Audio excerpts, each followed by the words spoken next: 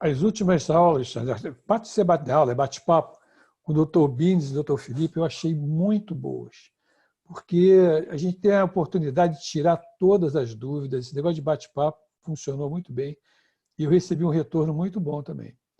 Então, hoje, o doutor Felipe Ernst vai falar sobre metástases e radiocirurgia.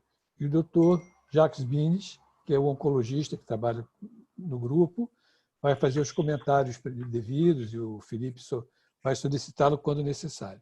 Então, Felipe, você está com a palavra. Então, obrigado de novo pelo convite. Boa noite aí a todo mundo. É um grande prazer poder estar aí entre amigos, conversando. E esse esquema realmente, como o Bebeto falou, é um esquema que a gente bate papo, sem a formalidade do slide, para a gente tirar dúvida, para todo mundo participar e depois, conforme necessário, a gente apresenta slides, mostra casos, mas nesse momento é bate-papo para todo mundo tirar dúvida e todo mundo ficar antenado, equalizado, falando a mesma língua, né? Não preciso dizer, essa altura do campeonato, que essa multidisciplinaridade, né? A gente chamar para conversar junto um radiologista, com oncologista clínico, com radio-oncologista e os outros colegas de especialidade, é o que faz a diferença para o paciente, né? A gente não só resolve as coisas rápido, mas resolve melhor e, sem dúvida alguma, isso tem um impacto muito positivo no tratamento dele no final, quando a gente compara realmente as medidas isoladas que a gente tem, que são válidas também, mas dão muito mais trabalho e são muito menos efetivas. Bom, feita essa introdução, eu vou falar agora um pouquinho de radioterapia para metástase cerebral, né? Eu não sei se todo mundo estava na aula anterior, então vou fazer de novo uma breve introdução do que é radioterapia, porque a gente também dessa vez já fala um pouquinho de radiocirurgia, a gente tem que entender a diferença entre radioterapia e radiocirurgia, como é que funcionam as duas modalidades. Então, a gente falou antes, eu vou retornar um pouquinho, radioterapia, a gente elimina as células tumorais através de uma radiação ionizante, em que a gente gera quebras na dupla fita do DNA, né? Então, quando a célula vai tentar se dividir, vai tentar se replicar no ciclo celular, as células tumorais, principalmente as metástases cerebrais, normalmente são muito agressivas. Essas células têm um alto poder de replicação, então a radioterapia é extremamente efetiva, porque são células que estão muito em mitose, estão duplicando muito seu material celular, a gente irradia com uma dose, normalmente uma dose bem alta, e a gente inibe, então, que essa célula consiga se replicar, e aí a gente diz que essa célula foi morte celular, e esse é o objetivo que a gente quer dentro da oncologia. A radioterapia para metástase cerebral, a gente precisa ter algumas divisões clínicas assim didáticas na nossa cabeça que vão ajudar muito a gente a manejar caso a caso. Primeira divisão que a gente tem que ter, né, um primeiro aspecto muito importante é em relação ao sítio. Né? Por quê? Porque se a gente for considerar metástase cerebral do melanoma, é diferente da metástase cerebral do câncer de mama, que é diferente da metástase cerebral do câncer de pulmão, que é diferente da metástase cerebral do câncer de rim e de cólon, que é diferente do sarcoma. Então, a primeira coisa que a gente tem que ter na nossa cabeça, antes de entrar no mérito, o que é radioterapia, o que é radiocirurgia, a gente tem que entender que cada histologia vai ter uma certa radiosensibilidade e uma certa radioresistência ao tratamento. Primeiro ponto. Segundo ponto é que cada histologia vai ter uma predileção para metástases únicas e maiores e outras para metástases múltiplas e maiores. Por exemplo, melanoma, sarcoma, normalmente dão metástases únicas, grandes, muito radioresistentes, e o melanoma, por exemplo, sangra muito. Outras doenças têm uma predileção para metástases disseminadas, com disseminação leptomeníngea, por exemplo, alguns subtipos de câncer de mama, alguns subtipos de câncer de pulmão. Então, a gente tem uma prioridade em fazer um tipo de radioterapia diferente. Então, o primeiro aspecto que a gente tem que entender é que a histologia é fundamental nessa escolha de como a gente vai tratar essa paciente.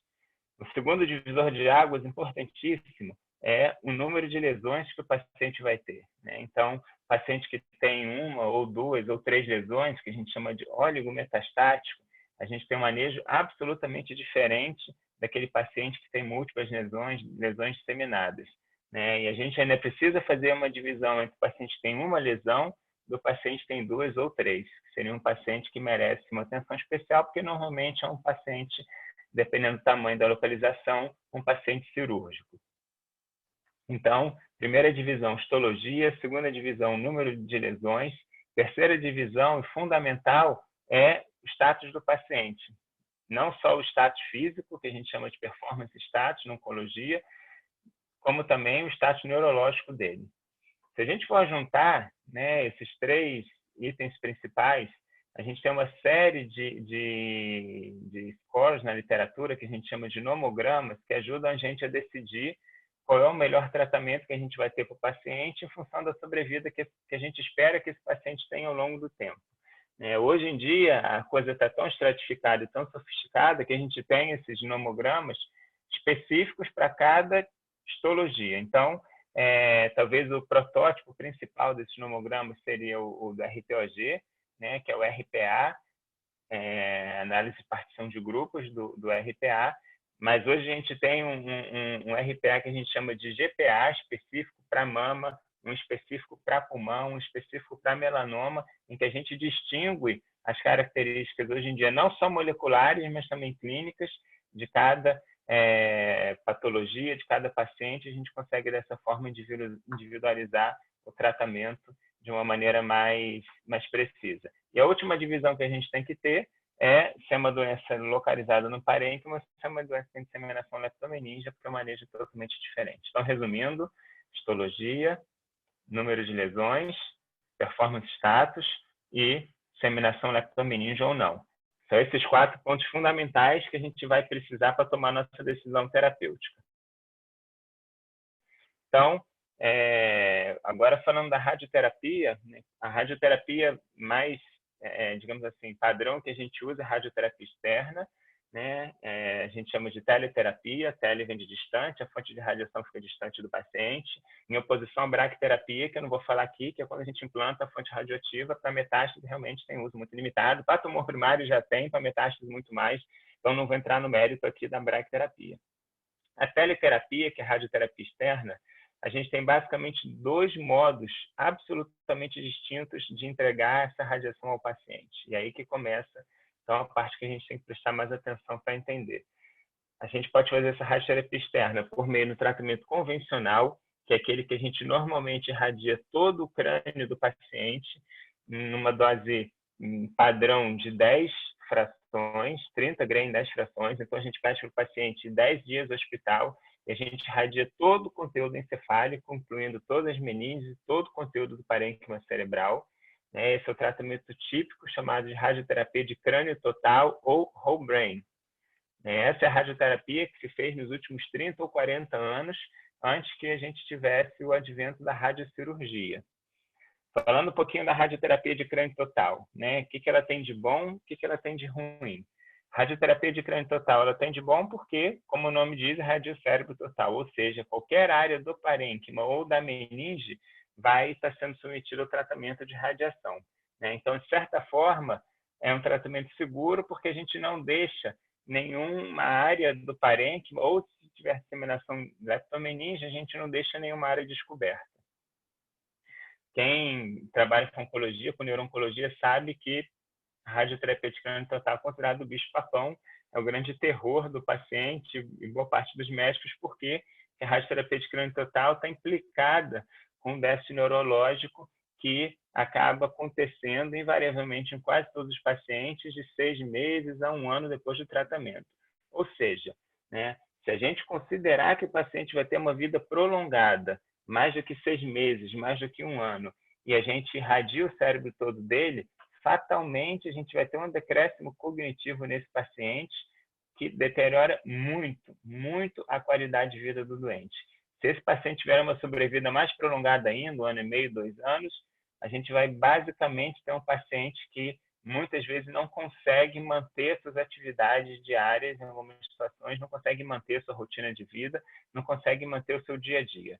Então, a radioterapia de crânio total começou a ser muito questionada no sentido de que, se por um lado era o tratamento padrão, mas, no entanto, gerava esses déficits cognitivos importantes, se realmente a gente está indicando o melhor tratamento para o paciente.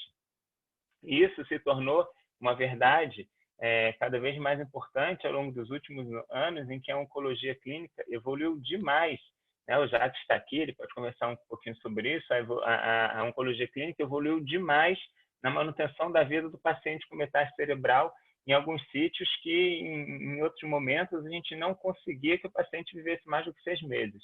Então, todo mundo que tem um pouquinho mais de tempo na área de oncologia sabe disso. Há poucos anos atrás, um paciente que tivesse uma metástase cerebral de câncer de pulmão ou uma metástase cerebral de melanoma, é um paciente que realmente era sinônimo de uma sobrevida mediana aí de, no máximo, 3 a 6 meses, um prognóstico péssimo, um prognóstico sombrio, e, de certa forma, nesse cenário, se justificava fazer radioterapia de crânio total, porque, infelizmente, o paciente não teria uma sobrevida suficiente a ponto de desenvolver essas sequelas da radioterapia que acabam acontecendo de 6 meses a 1 ano depois do tratamento. Então, nesse paciente com prognóstico muito desfavorável, a radioterapia de crânio total fazia um efeito muito bom. Mas a gente teve um boom na maneira de controlar, por exemplo, o melanoma com a imunoterapia. O paciente hoje, não é incomum a gente ter pacientes que têm sobrevidas aí de 1 ano, 1 ano e meio, 2 anos, 3 anos, 4 anos, e todos nós temos casos anedotais, pacientes que sobrevivem até mais do que isso. Câncer de pulmão, também com drogas, inclusive, que penetram na barreira hematoencefálica, inibidores de tirosina quinase, também imunoterapia, que a gente acaba tendo uma sobrevida impressionante. O paciente começa a imunoterapia, as metástases cerebrais praticamente somem, junto com a radiocirurgia. E a gente pode citar vários outros sítios. Câncer de mama, então, não preciso dizer, com evolução de tratamentos também, múltiplas linhas de quimioterapia, os pacientes tendo uma sobrevida extremamente prolongada, e a gente precisa tomar cuidado de como a gente vai, então, lidar com a doença cerebral desse paciente, já que a gente quer controlar o cérebro, né? No fim das contas, a gente não quer que o paciente vá a óbito por conta da doença cerebral, a gente quer que o paciente consiga ter essa doença cronificada, essa doença controlada, mas, por outro lado, a gente não quer gerar sequelas cognitivas, que é como a radioterapia de crânio total acaba atuando. Então, a gente passou aí de um paradigma de radiar o crânio em todos os pacientes para tentar fazer tratamentos focais, tratamentos locais. E aí a gente entra na radiocirurgia. O que é a radiocirurgia? A radiocirurgia é um tratamento bem novo na área médica. Para vocês terem ideia, o primeiro tratamento foi feito em 1968, mesmo assim, tratamento meramente ainda protótipo, experimental.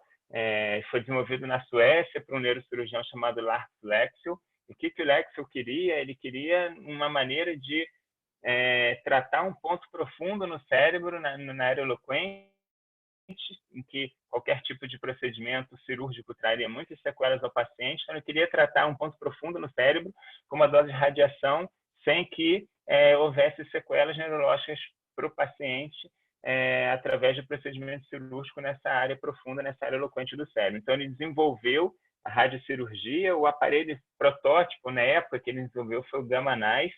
A gente já vai falar da diferença dos aparelhos de radioterapia, mas, em resumo, a radiocirurgia é uma maneira em que a gente foca uma dose de radiação muito alta, extremamente alta, num ponto muito pequeno do cérebro, de uma forma muito segura. Por que é seguro? Primeiro, porque é muito preciso, e segundo, porque a gente espalha o feixe de radiação por vários pontos de entrada no cérebro do doente, de forma que cada feixezinho desse em si tem uma dose de radiação negligenciável, mas a soma deles num pontinho muito pequeno do cérebro acaba dando uma dose muito alta. Então, no trajeto de cada feixe, mesmo que ele passe num olho, que ele passe no outro olho, não vai ter problema nenhum, mas a soma desses múltiplos feixes no ponto profundo do cérebro dá uma dose muito alta, e muitas vezes a gente tem um resultado muito parecido ao resultado cirúrgico.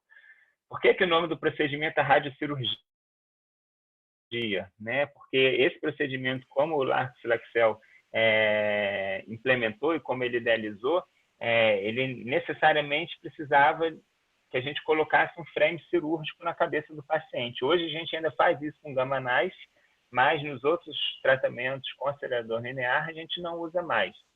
Pelo fato de, historicamente, a gente usar esse nome radiocirurgia, e a gente precisar implantar o halo estereotático, colocar 2 parafusinhos aqui na frente, 2 atrás, e colocar o halo na cabeça do paciente, ficou consagrado esse nome radiocirurgia. Mas hoje em dia, tirando o Gamma Knife, a maior parte dos procedimentos são totalmente não cirúrgicos, ou seja, a gente faz simplesmente uma máscara termoplástica, a gente molda uma máscara para o paciente, ele fica imobilizado no aparelho de radiocirurgia com essa máscara, a gente usa localizações externas, então não fixa nada na cabeça do paciente, e a gente localiza com precisão estereotática através dessa máscara sem usar um frame cirúrgico. Mas mesmo assim a gente chama isso de radiocirurgia, ou seja, a radiocirurgia hoje é totalmente, a maior parte dos procedimentos é totalmente não invasivo, diferente do Gamma Knife, que é minimamente invasivo, porque a gente ainda implementa o halo. Então, basicamente... Oi. Posso fazer uma pergunta? Pode, deve. Você falou no começo questão de radiosensibilidade e radioresistência, né? E agora falou da radiocirurgia, que permite uma dose bem maior e mais localizada. Esse conceito de radioresistência, que é principalmente para melanoma, para rim, isso não vem caindo um pouco com essa questão de você poder fornecer uma dose muito maior num pedaço menor e ter mais respostas? Pelo menos para mim é isso que eu entendo, essa questão de resistência vem caindo, e a gente fala, não, o melanoma é radioresistente, então eu queria ouvir de você em relação a isso aí. Não, você está certíssimo, é perfeitamente isso que acontece. Né? Eu ia falar sobre isso um pouco na frente, mas foi bom você ter perguntado. O que acontece? Com a radioterapia de crânio total, né, imagina paciente tem 4 metais cerebrais de câncer de mama. Né? O paciente tem uma doença há 7 anos, em 7 anos ela evoluiu, agora com 4 metais cerebrais. Imagina que a gente fosse radiar o cérebro todo dela. A gente radia todo o parênquima cerebral para tratar 4 lesões de 1 centímetro. Isso não faz muito sentido, porque é uma paciente que levou muito tempo para evoluir com as lesões, não faz sentido nenhum a gente tratar todo o cérebro dela, sendo nosso alvo 4 lesões pequenas. Quando a gente faz isso, o que a gente acaba fazendo? A gente trata o conteúdo inteiro do cérebro com uma dose muito baixa e acaba não tratando o que a gente tem que tratar com uma dose adequada. Então, daí, em algumas situações, por exemplo, tumor de rim, sarcoma e melanoma, né, a gente chamar de tumores radioresistentes. Por quê? Porque a gente irradiava os pacientes com metástase cerebral desses tumores com uma dose de 30 gramas das freções, uma dose padrão, mas que não era suficiente para dar um controle local. Esses tumores eles precisam de um controle local maior, essa dose não é suficiente. Só quando a gente irradia o cérebro todo, a gente não podia aumentar, porque a sequela cognitiva, a toxicidade do tratamento era muito grande.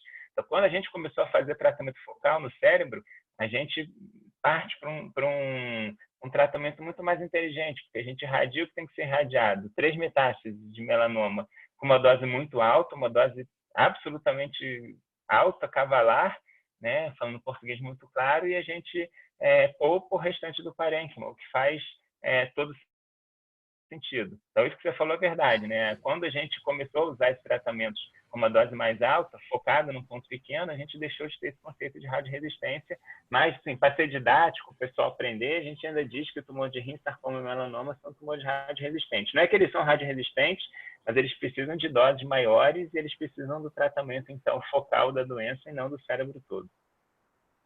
Certo? Bom, então vamos lá. Então, a diferença da radiocirurgia para o crânio total basicamente é essa. Na radiocirurgia a gente radia um ponto pequeno, no crânio total a gente radia o cérebro inteiro. Quais são as limitações da radiocirurgia? Né? Hoje em dia, nos aparelhos modernos, a gente basicamente não tem boa parte daquelas limitações que a gente tinha antigamente, ou seja, a gente consegue tratar boa parte dos pacientes com radiocirurgia. Né? Os 2 equipamentos que a gente tem de radiocirurgia hoje são o Gamma Knife e a radiocirurgia nos aceleradores lineares. Né? Então, falando a diferença entre eles, o Gamma Knife é um aparelho dedicado para radiocirurgia, esse foi desenvolvido pelo Lark Flexel, ele só trata cérebro, ele tem uma precisão estereotática absolutamente perfeita, de todos os aparelhos, sem dúvida nenhuma, ele é o mais preciso em termos de localização, mas é um aparelho que, digamos assim, para um paciente com metástases relativamente grandes e múltiplas metástases, ele não faz muita diferença o tratamento em relação ao acelerador linear. O Gamma Knife ele vai ser muito diferente para a gente tratar uma condição benigna, por exemplo, neurinoma do acústico, schwannoma vestibular, né? A gente não deve mais falar neurinoma do acústico, schwannoma vestibular, um tumor de hipófise próximo das veias ópticas, um trigêmeo, um mineral gelo trigêmeo, que a gente precisa ser absolutamente preciso na nossa localização do feixe. Mas para a metástase cerebral, é óbvio que quem tem Gamma Knife faz diferença, mas quem não tem também trata muito bem. Então, Gamma Knife é um aparelho dedicado, frame cirúrgico, aspirador linear, é um aparelho que a gente usa para tratar próstata, pulmão, mama e também faz radiocirurgia através da máscara. Tem um pouquinho de precisão a menos que o Gamma Knife, mas é muito mais versátil, porque a gente faz a máscara, consegue tratar o paciente sem nenhuma necessidade cirúrgica. Basicamente, a diferença entre os aparelhos é essa, né? O acelerador linear para a metástase cerebral realmente presta o seu papel muito bem. Bom, então, qual é a limitação da radiocirurgia? Basicamente, a limitação da radiocirurgia a gente chama hoje no volume total das lesões. Então, antigamente, a gente dizia que as lesões tinham que ter, no máximo, 3 centímetros, 3,5 centímetros. Isso ainda é uma verdade, né? Por quê? Porque quando a lesão é muito grande, maior do que 3 a 3,5 centímetros, não é que tecnicamente a gente não consiga tratar. O aparelho consegue tratar. Antigamente existia esse tipo de limitação. Mas hoje não tem. Hoje a gente conseguiria fazer radiocirurgia numa lesão de 10 centímetros. Né? Qual a diferença da gente fazer radiocirurgia numa lesão de 10 centímetros numa lesão de 1 centímetro? Tecnicamente, os dois são totalmente executíveis. Mas se a gente der uma dose tão alta, um tiro de canhão numa lesão de 10 centímetros, a chance de radionecrose é extremamente alta. Então, a limitação que a gente tem hoje não é nenhum tipo de limitação técnica. A limitação técnica dos aparelhos, tanto no Gamma como no acelerador, hoje em dia não existe mais. Os aparelhos são capazes de tratar qualquer tipo de tamanho de lesão, tamanho e sofisticação que essas máquinas têm. Mas a limitação delas é em relação à chance da gente ter radionecrose com o tamanho da lesão. E aí, de uma forma didática, qualquer lesão maior do que 3 a 3,5 centímetros, a gente já acaba tendo uma chance enorme de ter radionecrose. Tá? E o segundo parâmetro que a gente usa, a segunda limitação que a gente chama, e essa é até a forma mais moderna da gente enxergar isso, não é nem o tamanho individual da lesão, é o que a gente chama de volume total de lesões. Então, se a gente for pensar, a gente tem um paciente com 10 metástases cerebrais de 1 centímetro espalhadas pelo parênquima, e a gente tem um paciente com uma metástase de 4 centímetros. Esse paciente que tem uma metástase de 4 centímetros tem uma chance muito maior de ter radionecrose do que o paciente que tem 10 metástases de 1 centímetro, ou 10 metástases, ou 20 metástases de 5 milímetros. Por quê? Porque o que importa para a gente é o volume do parênquima cerebral que vai receber aquela dose alta de radiação. Então, a radionecrose está diretamente relacionada ao volume total das lesões e muito menos relacionada ao tamanho individual de cada lesão. A gente se preocupa com a necrose e isso está relacionado ao tamanho da lesão. Ou seja, lesões grandes têm chance de necrose e é mais fácil a gente tratar várias lesões pequenas com uma chance muito menor de ter necrose. Certo? Alguém quer perguntar alguma coisa, alguma dúvida? Bom, o que a gente tem que ter na nossa cabeça, então, em relação à radiocirurgia, né? A radiocirurgia é uma dose alta, focal, normalmente 18, 20 Gray, que a gente faz de uma vez só, num ponto muito pequeno. Então, o importante para a gente, agora conversando com vocês radiologistas, é como a gente vai acompanhar esse paciente ao longo do tempo. Esse é o nosso grande desafio e essa é, de certa forma, também a grande dificuldade que a gente tem. Né? Qual a diferença quando a gente opera o paciente? A gente opera o paciente, no dia seguinte a gente faz a ressonância, ou 48 horas depois a gente faz a ressonância, a gente tem a cavidade cirúrgica lá bonitinha e, a princípio, se o cirurgião fez a ressecção em bloco, a gente não tem mais captação de contraste nenhuma, a gente só vê aquela cavidade que, com o tempo, o cérebro vai se reajustar àquilo. O grande problema da radiocirurgia é que a radiocirurgia a gente não tem retirada mecânica da lesão, a gente tem a radiação da lesão, a gente faz com que ela deixe de crescer por conta das quebras no DNA, como eu falei no começo da aula, só que a gente não faz uma retirada mecânica, então a lesão continua ali. Então, se a gente faz uma ressonância 3 meses depois, 6 meses depois, 9 meses depois, 1 ano depois, a gente tem que saber como são diferentes interpretações que a gente tem que ter. Esse é um grande desafio.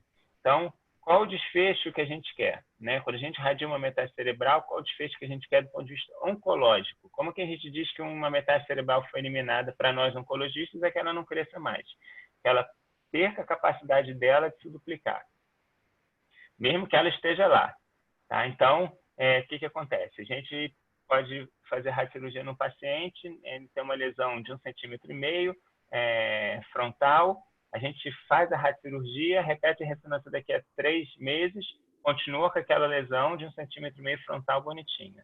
Tá ótimo. Faz daqui a 6 meses, continua a lesão. Tá ótimo, não cresceu. Faz daqui 1 ano, 2 anos, continua a lesão. Não cresceu.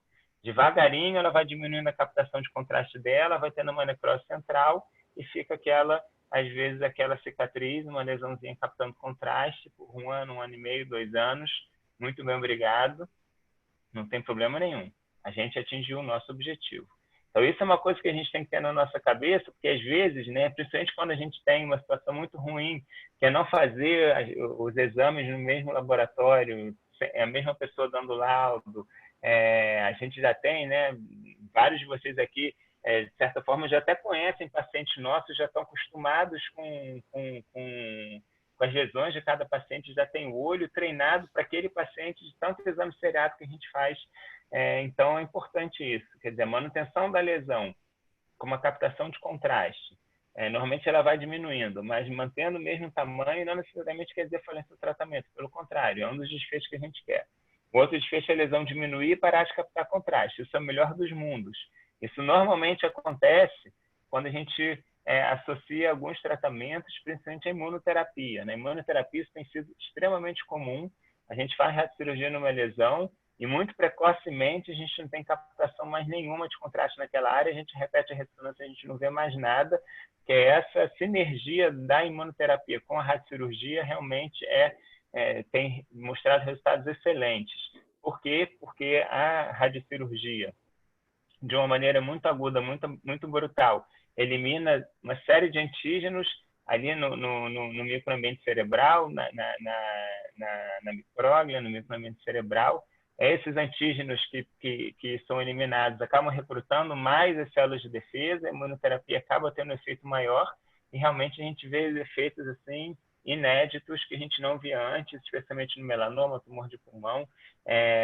Tem sido um alento muito grande para os pacientes com essas doenças. Então, o primeiro desfecho é manter, o segundo desfecho é diminuir ou até sumir, né? E aí um desfecho complicado que a gente tem em alguns pacientes, depende muito da sensibilidade individual, é a radionecrose. E aí que a coisa complica, porque assim como nos tumores primários, a gente precisa ter parâmetros na nossa cabeça de conseguir diferenciar a radionecrose ou uma pseudoprogressão versus uma efetiva progressão do tumor. E aí vão entrar de novo aqueles critérios que a gente falou antes, né, para a gente diferenciar a radionecrose. Ela melhora com corticoide, a radionecrose vai melhorando com o tempo, a radionecrose, ao longo do segmento, o paciente vai tendo melhora neurológica, enquanto a progressão do tumor em si realmente tem esses parâmetros totalmente contrários, aumenta a captação de contraste, na radionecrose não pode aumentar, áreas novas de captação, paciente muito sintomático, que não consegue desmamar do corticoide, e aí a gente considera esse paciente efetivamente como tendo uma progressão tumoral, e esse paciente precisa ser operado, né? O paciente com radionecrose, em algumas situações, ele precisa ser operado também, né? E aí a mesma coisa que eu falei lá na aula de tumor primário, eu vou falar aqui agora. A gente precisa tirar um pouco da nossa cabeça, às vezes, a conotação que a gente tem de radionecrose ser uma coisa que deu errado, uma coisa que não deu certo, ou às vezes até uma barbeiragem do tratamento, em que fez uma dose muito alta e necrosou o cérebro, não é nada disso. Em muitos países a gente tem até não usado mais esse termo radionecrose. Nos Estados Unidos é uma medicina muito judicializada, então eles preferem usar o termo efeito adverso da radiação. É uma coisa esperada que pode acontecer. Normalmente o paciente que tem radionecrose tem sua metástase totalmente eliminada, só que o paciente fica muito sintomático daquilo e acaba que muitas vezes ele precisa ser operado da radionecrose. Existem algumas medidas clínicas que a gente usa na maior parte dos casos que controlam a radionecrose muito bem, a gente não precisa chegar nesse ponto. Basicamente, a corticoterapia e, em algumas situações, alguns outros medicamentos, né? Talvez o Jacques fale mais um pouquinho sobre isso na frente. Mas essa diferenciação de radionecrose versus progressão, pseudoprogressão, também é muito importante, e a gente também vê muito, principalmente nas radiocirurgias, porque a gente acaba irradiando o paciente com uma dose muito alta. Bom, falar um pouco de como a gente decide entre a cirurgia e a radiocirurgia. Isso também é uma questão muito pertinente. Então, vamos Posso fazer uma pergunta? Pode, deve. Eu tenho dúvida em relação ao nosso laudo, assim, para vocês, né? Que é importante a gente descrever lesão por lesão, aquele tipo de laudo. Lesão 1, lesão 2, lesão 3, lesão 1 com 2,4 por 3,5 por tanto. Isso é efetivamente importante para vocês? Eu queria ter essa confirmação, sabe? Às vezes o paciente tem 14 lesões e aí a gente fica assim, cara, será que eu tenho que escrever uma por uma? Onde está o giro que está? Enfim, queria saber o que vocês pensam em relação a isso. Posso ser sincero, é importante. Não é só importante, mas como é fundamental.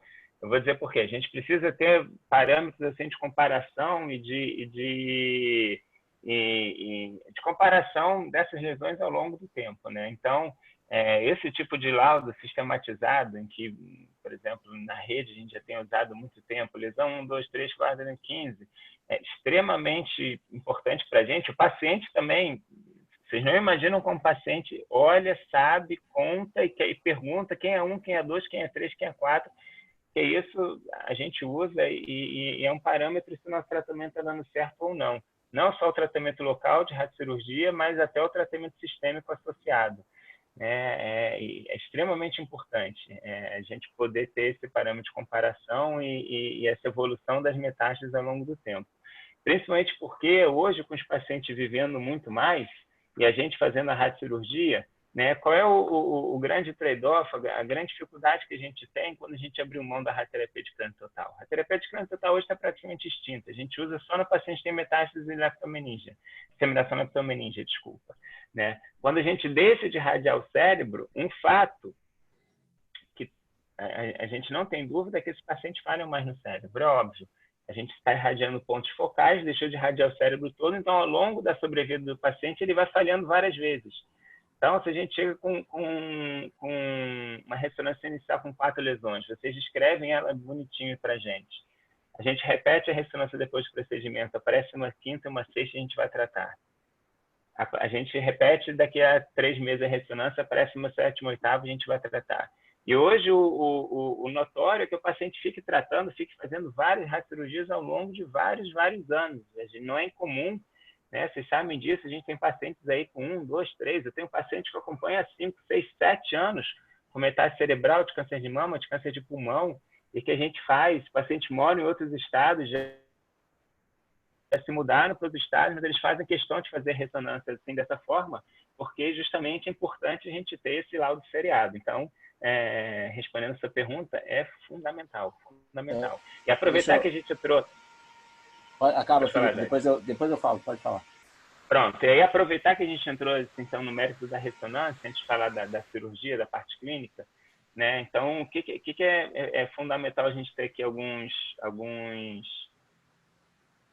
padronizações, né? A gente tem visto que a nossa capacidade de fazer radiocirurgia bem feita, de detectar, de diagnosticar lesões, de tratar e acompanhar bem o paciente, está diretamente relacionada à qualidade da ressonância que ele faz. Isso é importantíssimo. Então, assim, é notório, a gente faz, não vou entrar nem no mérito se é 1,5 Tesla ou 3 Tesla, isso realmente, para a metástase cerebral, realmente não faz diferença, mas eu digo assim, a gente tem uma sistematização do serviço em relação a fazer o duplo contraste, em relação à aquisição volumétrica, em relação a fazer a aquisição tardia. Quer dizer, todos esses parâmetros realmente fazem muita diferença de como a gente diagnostica, de como a gente trata esse paciente, como a gente acompanha eles. Porque a gente recebe no consultório, às vezes, um paciente que fez ressonância, tem um câncer de pulmão recém-diagnosticado, faz uma ressonância e acaba fazendo no local que não faz uma ressonância muito caprichada. Faz uma ressonância com cortes grossos, sem padronização nenhuma, e aí o paciente chega com sintomas, a gente repete a ressonância e a gente acha várias lesões. Né? Não é incomum né? A gente tem um caso, o doutor Luiz Alberto vai lembrar desse caso, um paciente que chegou com uma ressonância de fora, era um neurocirurgião, chegou com uma ressonância de fora com 4 lesões, quando a gente repetiu o nosso protocolo, tinham 16. A gente tratou ele com radiocirurgia, com imunoterapia, esse paciente está até hoje, já tem 1 ano e meio, está até hoje sem lesão no cérebro. Então, é fundamental a gente ter uma sistematização radiológica. Pode falar, Jade. Patrícia que perguntou?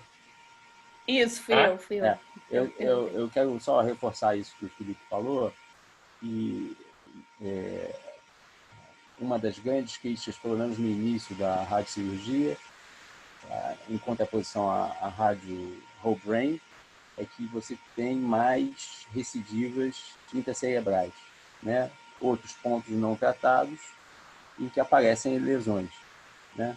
Isso não é problema porque essas lesões vão ser tratadas, mas é exatamente o que o Felipe falou, nesse caso aí, que tinha 4 lesões no exame e 16 no outro. Quer dizer, então, muitas das lesões que eram vistas como recidivas e falavam contra, digamos assim, a radiocirurgia, na verdade, algumas delas, pelo menos, eram lesões não identificadas inicialmente, não tratadas.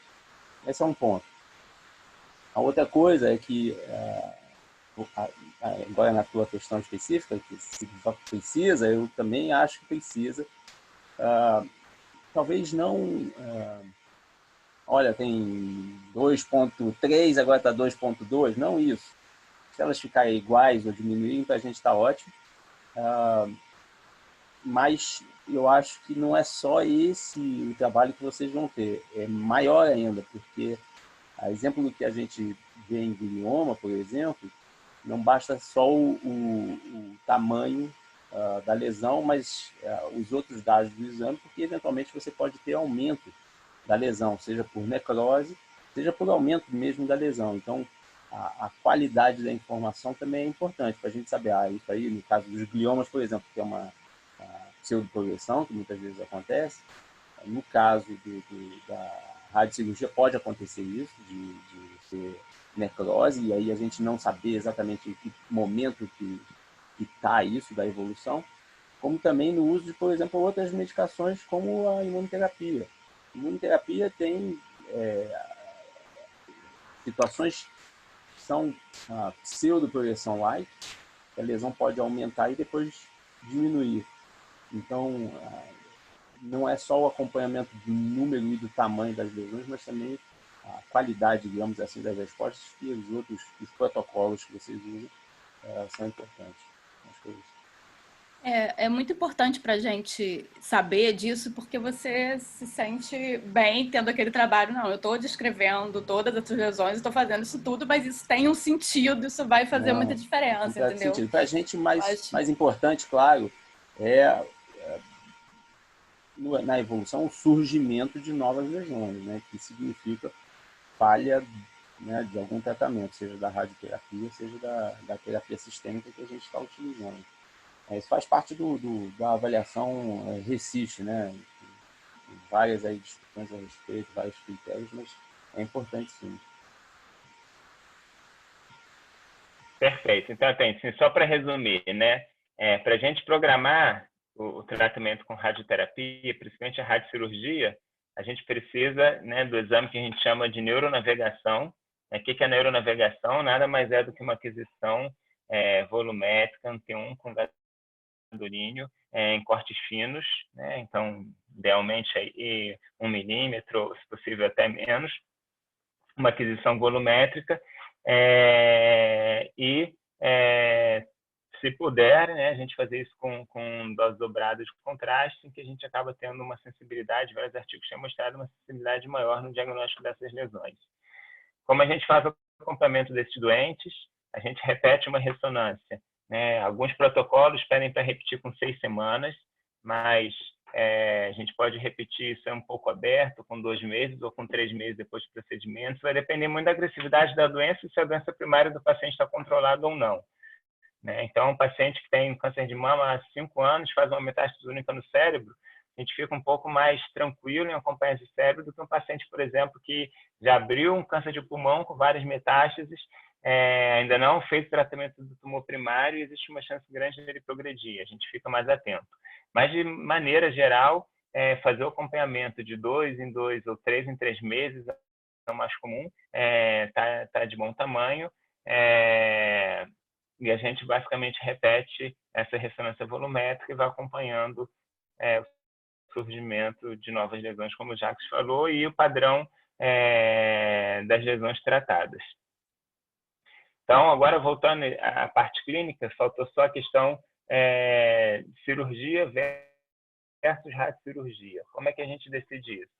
Então, como eu falei para vocês, uma das limitações não técnica, mas clínica que a gente tem da radiocirurgia é o risco de necrose pelo tamanho da lesão. Então, teoricamente, qualquer lesão maior do que 3,5 centímetros, 4 centímetros, a gente acaba tendo uma chance menor de ter controle local dela com a radiocirurgia, feita inicialmente, do que se a gente operar e fizer a radiocirurgia no leito. Então, o padrão hoje para lesões grandes, né, que a gente chama de grande nesse sentido, maior do que 3 centímetros, 3,5 centímetros, o padrão é a gente fazer primeiro a cirurgia, depois a radiocirurgia. Para lesões pequenas, o resultado da cirurgia e da radiocirurgia é absolutamente o mesmo. Quando é que a gente opta, então, numa lesão pequena entre uma ou outra? Aí a gente vai elencar alguns fatores clínicos. O primeiro deles é se é numa área eloquente ou não.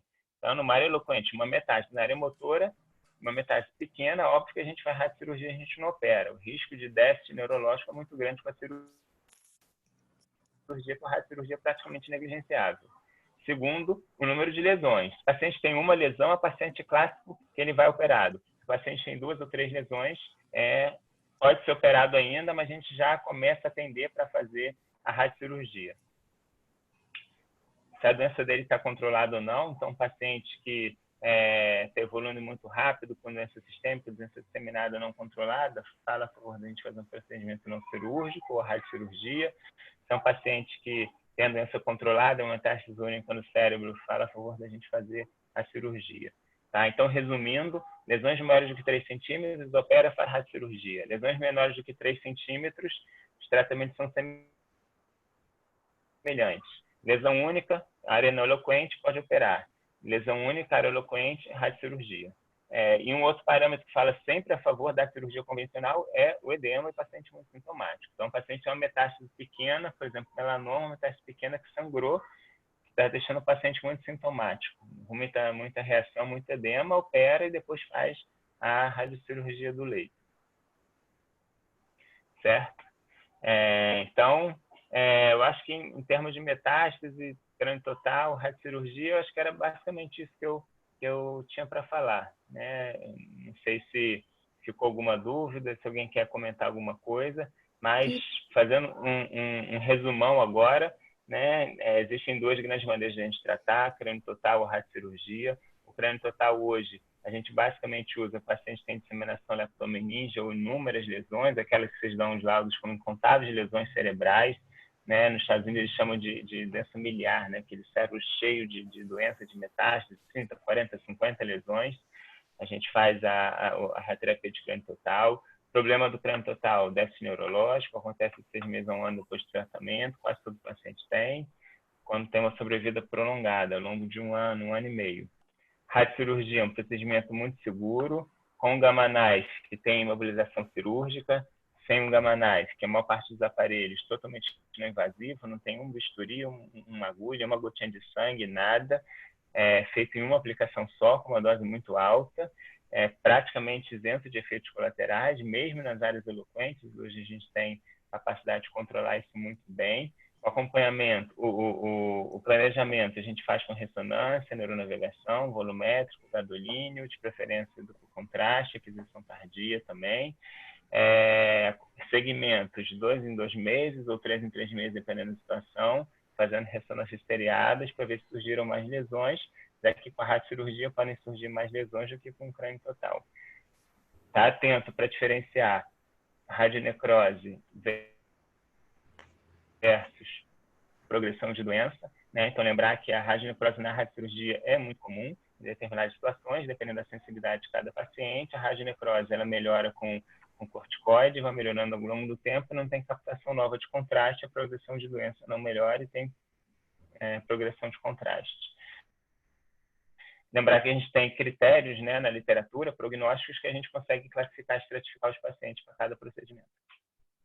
Acho que era basicamente isso. Tentei fazer um resumão aí, e aí abrir aí a palavra aí para o Bebeto, doutor Luiz Alberto, doutor Jacques Bines. Felipe, então, da nossa parte, que a gente tem que entregar um exame muito bem feito. É isso? É isso. Então, Detalhado, vejo eu com acho que vale a cuidado. pena você realmente usar uma dose maior de contraste. Outra coisa que é muito importante, você dá um tempo para o contraste passar para o parênquima. Então, se você fizer o T1 volumétrico sem contraste, injetar e fizer logo depois, é muito pouco tempo. Então, é bom você fazer o T1 volumétrico, faz o T1 volumétrico e o flare. Aí injeta o contraste. Você vai fazendo tudo, SWI e tal, tal. O flare a gente faz antes, porque para mim também é uma norma, no final de tudo, você fazer um flare com contraste. Porque a lesão leptomeninge, às vezes, é uma coisa surpreendente, a gente leva um susto no flare. E é isso. Então, a gente tem que entregar um exame bem feito. Quanto a contaminase, dá um trabalho danado. Mas, no futuro, provavelmente, aí o robô vai ajudar a gente, ele vai fazer esse serviço para a gente, né? Que é um serviço meio burro. Então, ele faz isso para a gente. Então, é isso. Então, nós temos que entregar, e você falou muito bem, que é muito importante esse trabalho. Outra coisa também que eu quero deixar bem claro, que eu também me preocupo em tranquilizar os radiologistas. Se você deixou de ver uma lesão mínima, faz mal, pô, porque ela vai crescer e vai radiar depois. Então, não tem estresse. Não pode ter 4, no outro exemplo tem 16, aí não pode. Mas uma lesãozinha pequena que você perca, você não vai criar nenhum problema muito sério. Esses pacientes, isso que eu queria saber de você. Esses pacientes costumam ser irradiados assim, por exemplo, ele tem 10 lesões. Você faz como? Você irradia as 10 de uma vez. Bebeto, desculpe interromper. Antes, a gente não teve tempo, eu falei da paciente do melanoma, seria um caso interessante, que é um caso atual e que a gente está discutindo o que fazer. Né? Depois, eu acho, a gente, em outra reunião, a gente pode retomar por aí, relembrando a apresentação do Felipe, e a discussão do que a gente faz. Eu vou falar resumidamente o caso para todo mundo. É uma paciente com melanoma metastático, ela é poligossintomática, ela teve uma lesão no dorso ressecada há muitos anos atrás, agora apareceu com linfonodos axilares. Aparentemente, a médica que atendeu pensou se tratar de uma lesão da mama, operou a axila e veio melanoma. E aí eu fiz estadiamento, ela já tinha tomografia com algumas lesões metastáticas, eu pedi uma ressonância de crânio, embora ela tivesse assintomática, e um PET. Ela tinha um pouquinho, a única coisa que ela tinha é um pouquinho de dor na perna esquerda. O PET captou aí em outros lugares, e a gente vai irradiar isso, e a ressonância mostrou várias lesões cerebrais muito pequenas, mas ela é absolutamente assintomática. Então, passei o caso para o Felipe, passei as imagens para o Bebeto também, para dar uma olhada, e a gente depois poder rever esse exame e discutir, mas a discussão é exatamente essa. Se a gente trata, ela vai começar um tratamento sistêmico, que é a imunoterapia, e a gente espera uma boa resposta, né? Porque hoje em dia a resposta no crânio ela é semelhante à resposta que a gente tem no resto do corpo, no fígado, no pulmão e outros lugares. Então, pode ser um tratamento isolado, único, de imunoterapia. Mas eu estou discutindo com o Felipe, e depois é bom a gente mostrar e discutir isso com os radiologistas também, se vale a pena, se a gente deve também irradiar nesse momento que ela está assintomática, ela não tem nada. Então, juntando o comentário do Luiz Alberto e do Jacques, é isso mesmo. Então, às vezes, né, sim, o que o Luiz Alberto falou é uma lesão, às vezes, muito pequenininha, um paciente está fazendo imunoterapia, a gente nem trata ela agora, né? A gente acompanha, vai com calma, o paciente está sintomático, ele faz a imunoterapia, a lesão some. Né? Isso que o Bebeto também falou sobre esse acompanhamento a longo tempo, sem querer, a gente deixa passar uma lesão pequenininha de 1, 2, 3 milímetros, isso acontece com muita frequência, porque a gente acaba fazendo tantas ressonâncias seriadas e a gente, num determinado exame, consegue ver uma lesão de 3, 4 milímetros.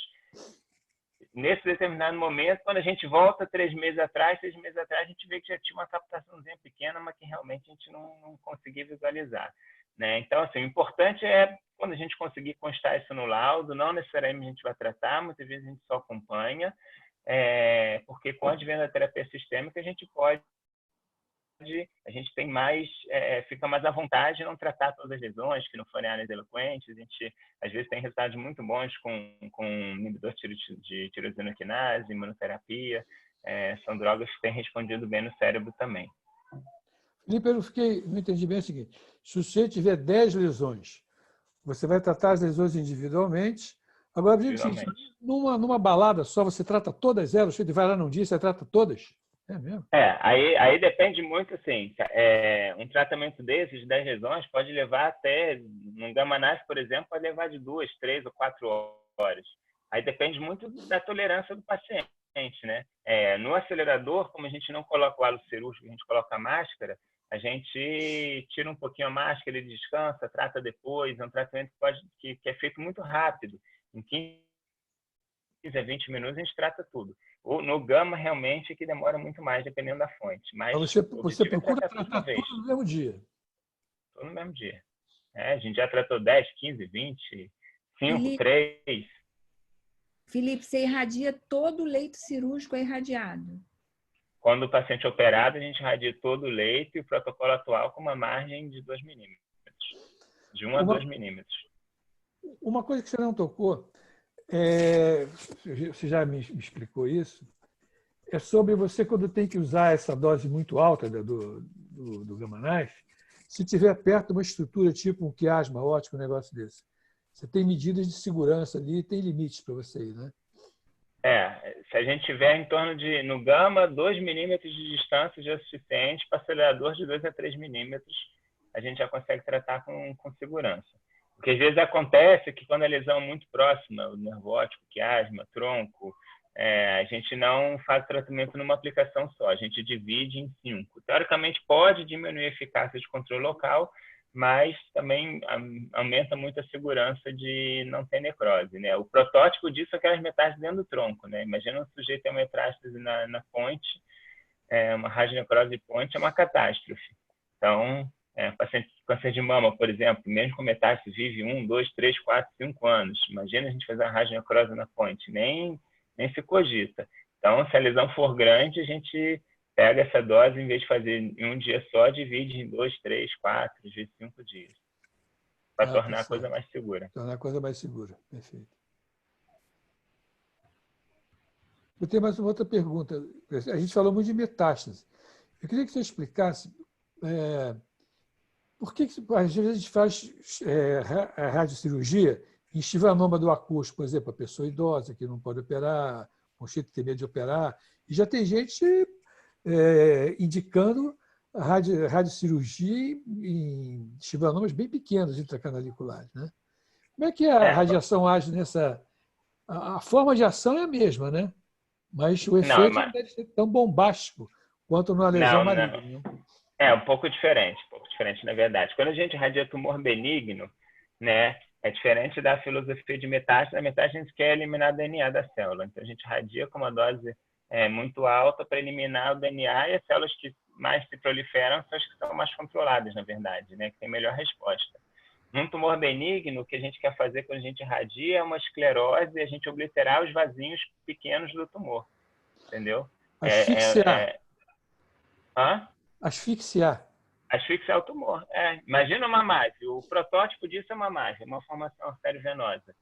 Como que a gente elimina o shunt da MAVE, unidos da MAVE, irradiando aqueles unidos com uma dose muito alta, ao longo de 1, 2, 3 anos, vai gerando uma esclerosezinha naqueles vasos, vai obliterando aquela microvasculatura e a MAVE faz uma arteriografia, não tem mais nada. A MAVE obliterou. A maneira de agir é completamente diferente. O chivanoma muito diferente. Chivanoma, melanoma, chivanoma, adenoma de hipófise, meningioma, é outra filosofia. Da metástase. Certo. Mais perguntas? Bom, então só me resta agradecer, Felipe. Essa reunião foi muito boa, como as outras. Obrigado, Jacques. E a gente mostra aqui o espírito de equipe, né? Todo mundo falando junto e se entendendo. Então, vocês estão de parabéns. Muito, muito obrigado mesmo. E agora vocês estão convocados, porque daqui para frente nós vamos fazer reuniões de acompanhamento de tumor. E até vamos desmistificar algumas coisas que deixam os radiologistas muito preocupados, Se a gente souber colocar isso, eles vão ficar mais tranquilos para acompanhar a evolução dos tumores cerebrais. Então, não sei se semana que vem, talvez nós já tenhamos, Maurício está separando, alguns casos de acompanhamento. Nós vamos falar detalhadamente sobre cada fase, como é que é o exame pós-operatório imediato, vamos discutir isso, que é muito importante. Vai ser uma coisa muito bacana. Então, eu espero contar com vocês e muito obrigado. Tchau, Obrigada. pessoal. Boa noite. Obrigado, Obrigada, tchau. Bebeto. Boa noite. Obrigado. Valeu. Um abraço. Tchau. Tchau.